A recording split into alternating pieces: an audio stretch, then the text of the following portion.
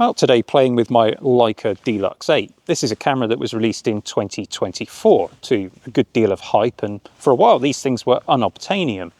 And it's fair to say they got fairly mixed reviews, and that's because a lot of people quite correctly state that it is the same sensor and same lens that appeared on the D-Lux 7, which in itself was little more than a rebadged Lumix LX100 Mark II. So the criticism was probably justified. But Leica has made some changes. For starters, the body itself, it looks like a mini Q3, and that's no bad thing. It also gets the Q3's software and a higher resolution screen on the back, and also a bigger EVF. Although it's a lower resolution, it's an OLED type EVF instead of that horrible field sequential thing that we had before. And I guess the question is, do these small changes add up to enough of a difference to make an upgrade worthwhile? You see, here's the thing. Take my woolly friends behind me. They share 90% of their DNA with humans. That 10%, although it's small, I think you'll agree, makes all the difference. So is it the same case with the Leica? Even though Leica have only made a few changes to this camera, does it add up to being a big difference when you get it in your hand? I think I've scared them. When we buy cameras these days, it's very tempting to look at the spec list and buy cameras based on specs, but the specifications don't tell the whole story. And often things are better than the sum of their parts. It's not until you get the camera in your hand that you really know whether or not it's going to work for you. So let's talk about the Leica camera and who it's for, and whether or not there's something more to it than meets the eye. If a camera feels right in your hands, it feeds your creativity, it inspires you, and if the camera's doing that, then you'll take it out more, which means you'll take more photos and you'll improve as a photographer. I think some of the biggest steps forward that I made as a photographer with Fuji's very excellent X100ii camera, that combination of the tactile controls and Fuji's film simulations really fed my creativity. The fixed focal length, it made me walk around and reframe my shots and think more about composition. All of these things can have an impact on us as photographers. Going out and buying the latest and greatest camera with the best spec list will not automatically make you a good photographer, but there are cameras out there that you just bond with, and they become an extension of you and feed your creativity. And I think this Leica D-Lux 8 has the potential, like Fuji's X100, to be one of those cameras. Let's talk about the things that haven't really changed, that sensor and the lens. Now this is a micro four thirds sensor in this camera, and it's got just over 20 megapixels, but you're not able to access all of that resolution. And that's because this is a multi-aspect ratio crop system. And what I mean by that is that you've got a selector switch on the back of the lens here so that you can switch through different aspect ratios. So we've got the native 4:3 ratio, but even that is still cropped in, so you're getting 17 megapixels. If you go to the SLR-like 3:2 ratio, then you're getting 16 megapixels. And if you go to a 1:1 square, you're down to 12 megapixels, which doesn't sound like a lot at all. But what's more important is the overall picture quality. And this lens, well, it is a tried and tested formula, and it delivers excellent image quality. And that's what you really care about at the end of the day. For what it is, the images this produces are sharp and they're detailed.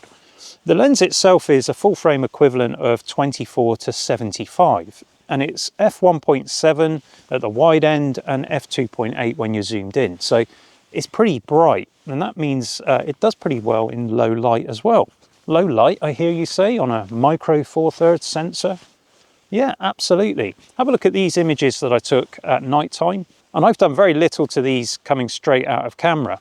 And there's also this photo here that I took in an underground crypt, and it was very dark in there, as you can see, but I've been able to bring up the shadows using the raw file. I have added a little bit of noise reduction in post, but not a lot, and there wasn't a lot of noise in the original image. It cleans up really nicely. Now, yes, of course, compared to a full frame camera, it's not going to be quite as capable in low light situations, but for the vast majority of photography situations that someone might use a camera like this in, it's absolutely fine. When we think about an aperture of f1.7 to 2.8, that's a fast lens, whether you're on micro four thirds or aps-c or full frame. But of course the aperture also affects the depth of field, and those are definitely not the same across the different sensor sizes. So if you're looking for a camera to shoot great portraits with really blurry backgrounds, this probably isn't going to be your first choice. That said, it doesn't mean you can't do it. I borrowed Erin to try out some portraits and I got a couple of nice shots, but I had to zoom in, and that does limit your framing choices. You won't get the full frame look with a compact zoom camera. So this lens is bright and it's sharp, so it's easy to see why Leica has stuck with it. But it does have a downside, and that is in the speed of the zoom.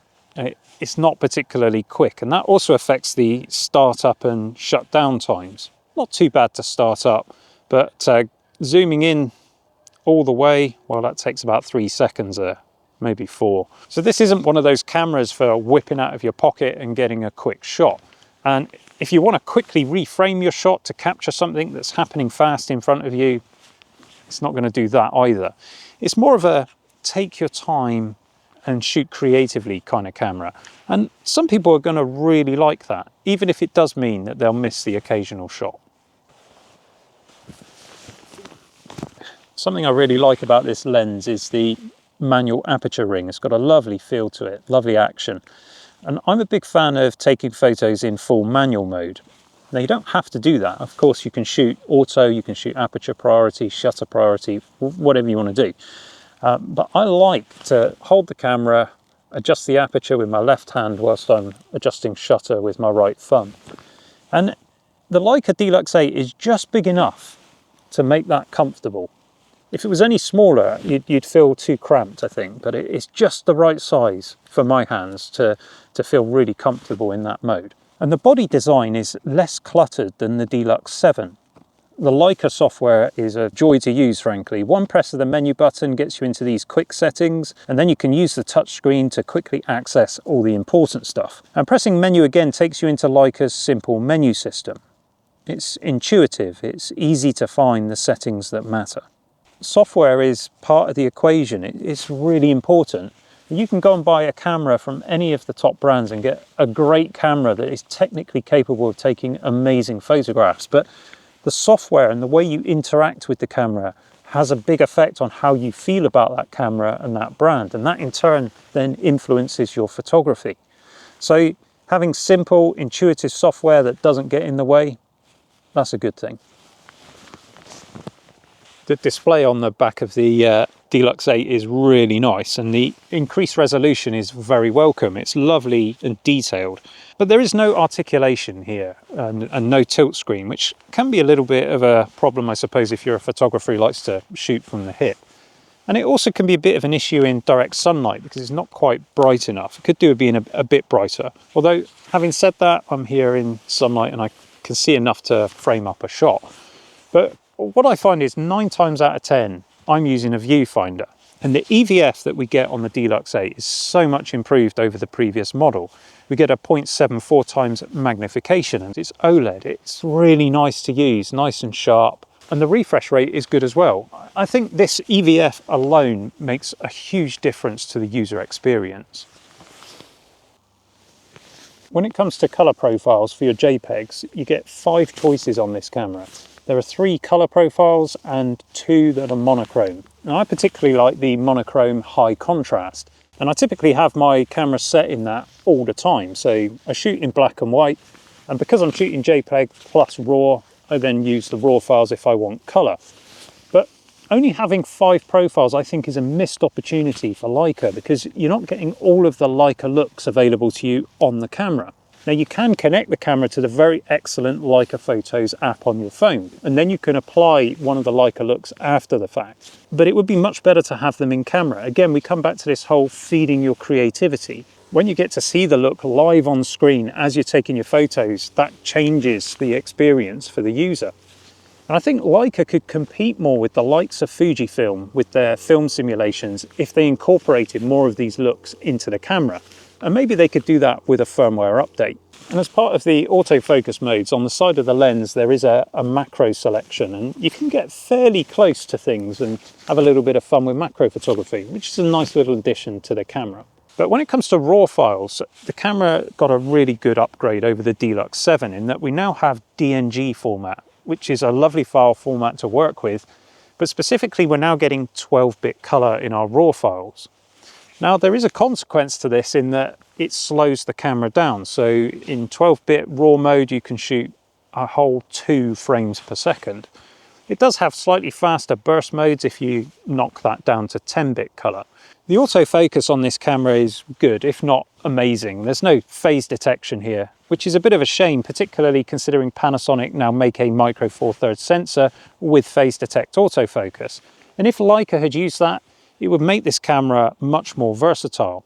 It is pretty quick to switch between near objects and objects that are further away from you.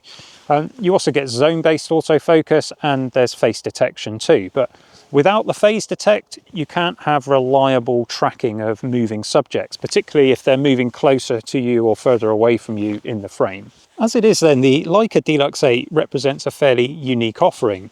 It feels great to use. The controls, they all feel really solid. The thing feels premium and well made, even if it doesn't come out of the German factory.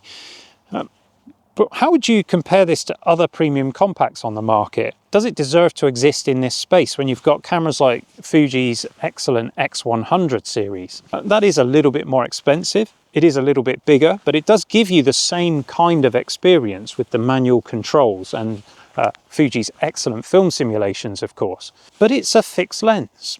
It's a fixed focal length, whereas this is a zoom camera. Now true, if you go for the X100 Mark VI, you're getting 40 megapixels and you can do a whole bunch of cropping into that image before you get down to 17 megapixels like this camera offers. But there's something about having the zoom in camera, as we've been saying, getting that live experience, being able to frame things up in camera. It feeds your creativity, it changes what you take photographs of. So maybe what about something like Ricoh's GR series of cameras? I mean, that's smaller, they're cheaper, and there's a larger sensor inside because it's aps-c. But again, you're at a fixed focal length, and there's no EVF, which would be a deal breaker for me. So maybe we need to look towards a compact zoom camera like Sony's rather excellent RX100 series. But those cameras, and I speak from experience because I had one, they are very small, much more compact, and you just don't get the same feeling when you're using it. You do feel a little bit cramped. So if you're going to use it in manual mode, it's not the same experience as using a Leica or say the Fuji X100. And of course also it's a 1-inch type sensor, so you're getting a smaller sensor with that camera. So when you compare it to these other players in the same space, the D-Lux 8 does have enough about it to stand out as different. Does it justify the price tag? Well, that depends on the individual and that depends how you feel about it. But I'd recommend getting one in your hand and just trying it out first before making a decision on that. I guess really the natural competitor to the D-Lux 8 is itself in a previous iteration, the D-Lux 7 on the used market, or perhaps even an LX100 Mark II. But those cameras are holding their value really well, probably by virtue of this. I bought this a year ago, I could probably sell it today for not much less than what I paid for it. But is it worth spending a bit more to get yourself the D-Lux 8 over those two cameras? I would say absolutely yes. The quality of life improvements from the EVF and from the software changes and the other things that this camera offers are worth the extra money, in my opinion. But, you know, you need to try one out for yourself. There's no getting around the fact that the actual images that you get out of the camera technically will be the same across all of those cameras. But will you take the same image? Does this camera feed your creativity in a way that will make you take better images? That's the question. So it might be the same old sensor and the same old lens, but the changes that have been made have elevated the user experience. That makes the camera more fun to use. And if it's more fun to use, you'll use it more often and you'll take more photos. And isn't that what it's all about anyway? See you again next time for some more geekery.